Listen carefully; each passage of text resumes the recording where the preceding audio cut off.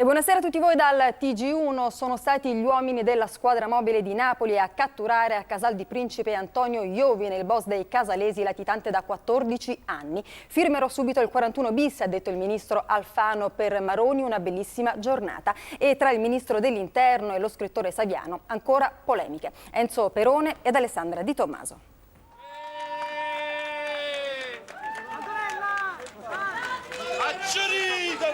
Non aspettava che la acciuffassero dopo 14 anni?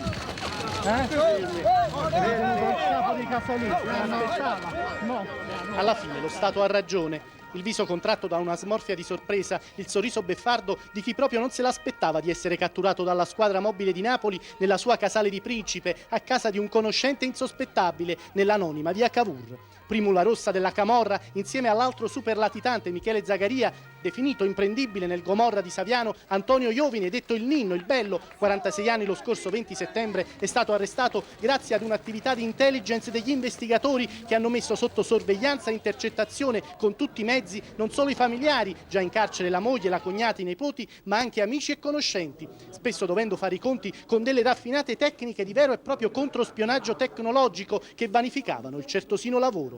Maglioncino vinaccia, barba di qualche giorno, fisico tonico da quarantenne che almeno apparentemente non si è doluto di una così lunga latitanza. Condannato all'ergastolo nel processo Spartacus, ritenuto dagli inquirenti la raffinata mente imprenditoriale che dopo il carismatico Sandokan, Francesco Schiavone, e dopo Peppe Setola, il capo dell'ala stragista, entrambi arrestati, ha portato il clan dei casalesi ad essere secondo in Italia per volume d'affari criminali solo all''ndrangheta calabrese. Ha cercato di scappare dal tetto, ma l'ultima mossa da funambolo della camorra non gli è riuscita.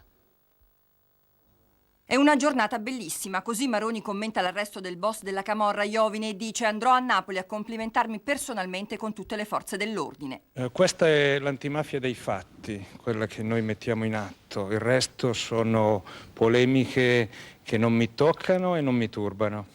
Ma nella giornata di oggi non può non intervenire anche Roberto Saviano, l'autore di Gomorra. Aspettavo questo momento da 14 anni. E oggi non si sono placate queste polemiche. Ancora un botta e risposta tra il ministro dell'Interno e Saviano dopo le parole dello scrittore "avvieni via con me". L''ndrangheta al nord interloquisce con la Lega, aveva detto.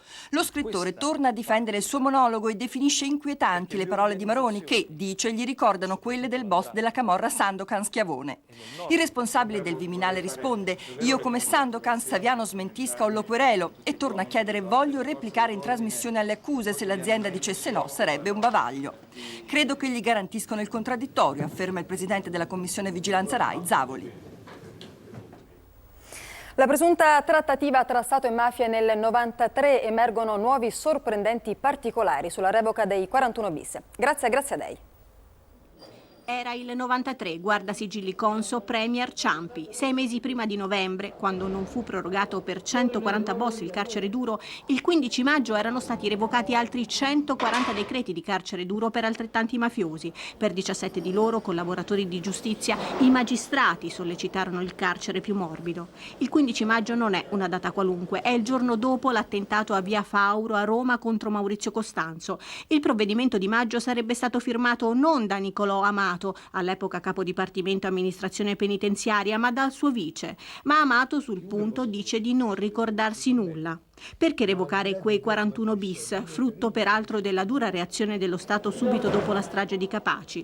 Marcia indietro dello Stato davanti alla mafia, segnale di trattativa o cos'altro? Eppure, pochi giorni dopo, 27 maggio 93, Cosa Nostra colpì ancora, a Firenze in via dei Gergofili, 5 morti e 48 feriti. A luglio poi ancora bombe a Roma e Milano. E a novembre la mancata proroga del carcere duro per altri 140 mafiosi, rivelata dall'ex guardasigilli Conso. Pochi giorni fa ha detto: fu una mia scelta per evitare nuove stragi.